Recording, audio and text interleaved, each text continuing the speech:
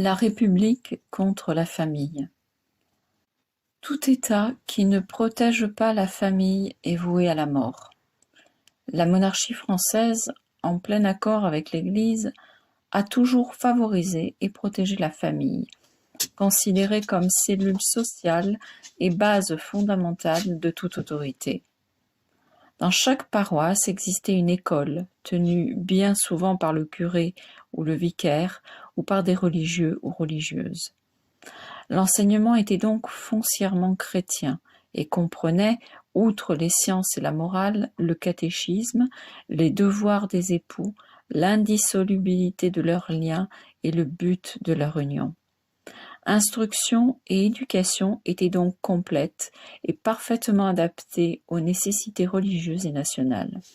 La seule force organisée au IXe siècle, écrit Frank Brentano, le roi, la seule force qui fut intacte autour du seul abri que rien ne peut renverser, car il a ses fondements dans les sentiments les plus profonds du cœur humain, était la famille. Au Xe siècle, dans les chartes et chroniques, l'ensemble des personnes placées sous l'autorité du père s'appelait familia. L'ensemble des personnes réunies sous l'autorité du seigneur, chef de la ménie, s'appelait familia. L'ensemble des personnes réunies sous l'autorité du fief féodal est appelé familia. Le territoire sur lequel s'exerce l'autorité du père, du seigneur, du roi s'appelle patria. La famille est ainsi nettement à l'origine de la patrie. Quant au roi, disait au XIe siècle Hugues de Fleury, il est l'image du père. Son autorité est celle du père de la famille à laquelle il commande, comme à sa maison.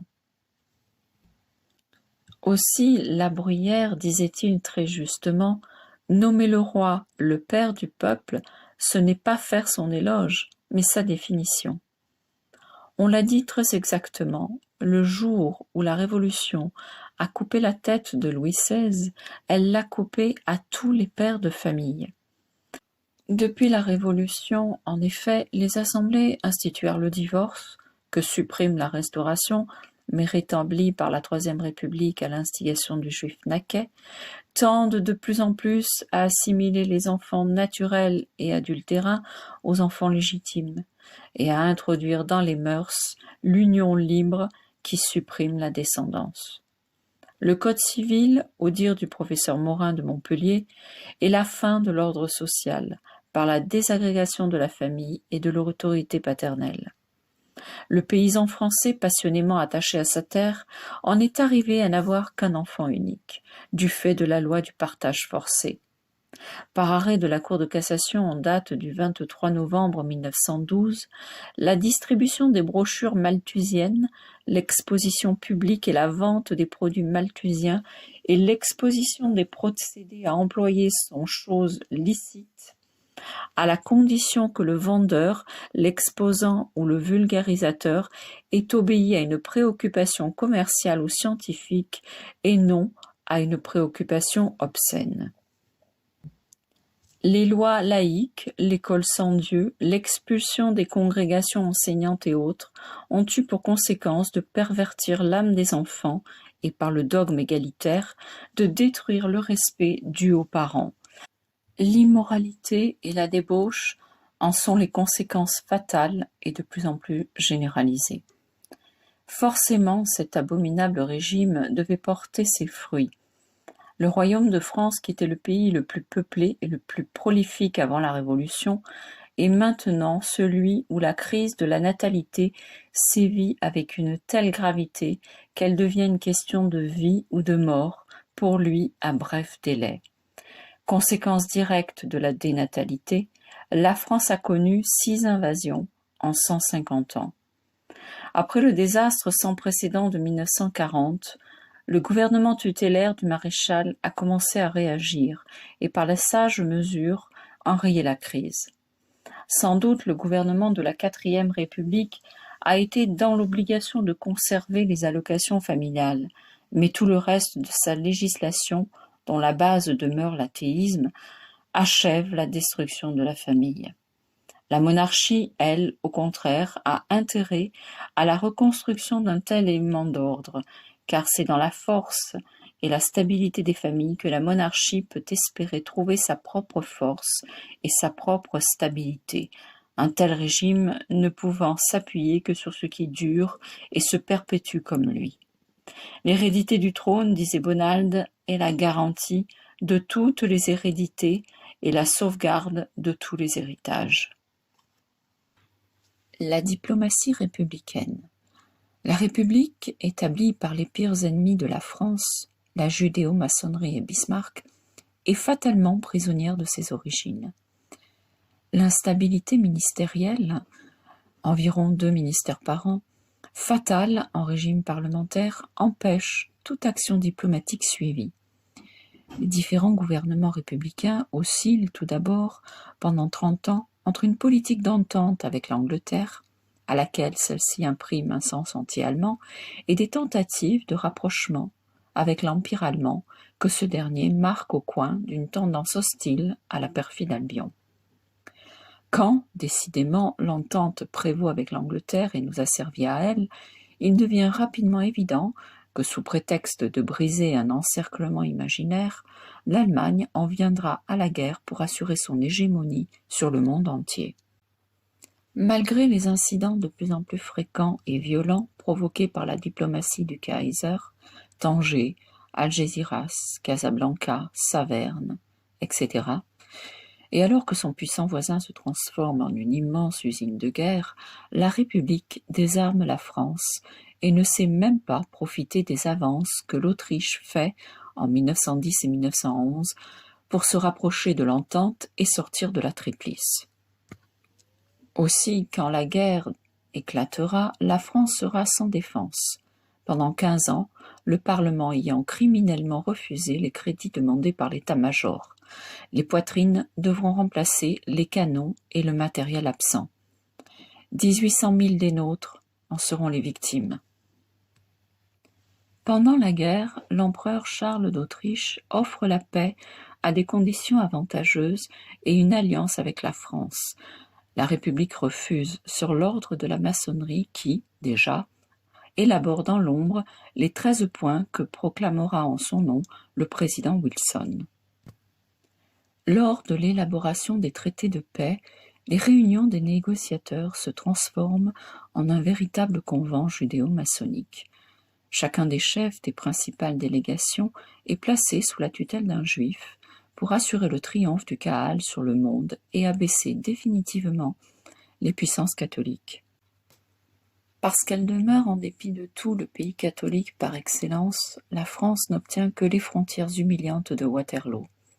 Sans doute on lui octroie sur le papier un nombre imposant de milliards pour réparer ses ruines, mais la judéo-maçonnerie, qui poursuit la destruction de notre pays, prend soin, à côté de chaque clause qui crée une obligation pour l'Allemagne, d'en insérer une autre qui lui permet de s'y soustraire. Par contre, l'Angleterre protestante est payée au comptant. Elle obtient la flotte et les principales colonies allemandes. Au nom du principe du droit des peuples à disposer d'eux-mêmes, la secte établit sur les frontières orientales et méridionales de l'Allemagne une poussière d'États sans frontières naturelles et incapables de se défendre contre leurs puissantes voisines. Elle va jusqu'à glisser des sources de conflits dans le tracé de leurs frontières pour provoquer une nouvelle conflagration mondiale le jour où elle le voudra. Parce qu'il refuse d'entrer dans la judéo-maçonnerie, l'empereur Charles d'Autriche et l'impératrice Zita, qui ont tant fait pour rendre la paix au monde, sont détrônés et voient leur empire démembré, alors que l'Allemagne protestante, qui s'est rendue coupable des pires atrocités et est responsable de la guerre, demeure le seul État puissant au centre de l'Europe démembrée et voit son unité consacrée. L'œuvre maçonnique de Bismarck est sauvée.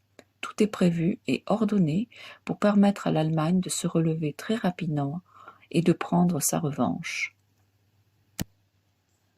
Nos chefs militaires avaient gagné la guerre malgré la République. À cause de la République, la paix est perdue. Et la langue française, qui était restée la langue diplomatique, même après nos défaites de 1814, 1815 et 1870, perd ce privilège après notre victoire de 1918. Depuis lors, à chaque conférence internationale, la France, trahie par son gouvernement, abandonne quelques bribes de sa victoire et se refuse à appuyer les tentatives de restauration de l'empereur et roi Charles en Hongrie, alors que cette restauration est l'une des conditions indispensables au maintien de la paix. Certains républicains le reconnaissent et avouent nécessaire une confédération des États danubiens pour réparer les désastres de ces traités absurdes et criminels et conclus. Et ce sera peut-être le commencement d'une union plus vaste, qui s'étendrait de l'Occident à l'Orient et engloberait tous les États catholiques d'Europe, y compris ceux du sud de l'Allemagne, laissant complètement isolée la Prusse dominatrice et brutale, objet de discorde et de bataille. Qu'importerait alors à la France pacifique l'impérialisme anglais, la rapacité allemande ou la folie russe? Cette politique est précisément celle des rois de France, celle du renversement des alliances complétées par le pacte de famille, groupant les puissances catholiques contre les attaques des puissances protestantes et des sectes occultes et démoniaques. Le malheur de la France veut que la Révolution et les régimes qui en sont issus, la République et l'Empire, en aient toujours pris le contre-pied. Ainsi, à 2 siècles de distance, le roi de France a encore raison. N'est-ce pas encore de nos jours, la vraie ligne de conduite de la fille aînée de l'Église? Les leçons de la guerre de 1914 sont oubliées. La République reprend sa politique criminelle de désarmement et par sa faiblesse laisse l'Allemagne réarmée. Elle conduit le pays à l'abîme. Elle a l'inconscience criminelle de déclarer la guerre à l'Allemagne sous prétexte de défendre la Pologne alors qu'elle est incapable d'assurer la sécurité de la France. Résultat inévitable, le plus gigantesque écroulement de notre histoire. Alors, pendant 4 ans, le maréchal Pétain, avec la ténacité qui l'a toujours caractérisé, se mit à la tâche, et son prestige aidant, redressa si bien la situation diplomatique qu'un ministre des Affaires étrangères d'une puissance alliée de l'occupant s'adressa non à son allié, mais aux vieux soldats, pour étudier les bases éventuelles d'une paix reposant sur des principes chrétiens. Lors de l'écroulement de l'Allemagne en 1944, le maréchal fut emmené prisonnier sur l'ordre du Führer. Depuis lors, la 4e République n'a plus de politique étrangère. L'étranger y est maître. Anatole France avait raison quand parlant de la diplomatie républicaine, il disait « Nous ne pouvons pas avoir de politique extérieure ».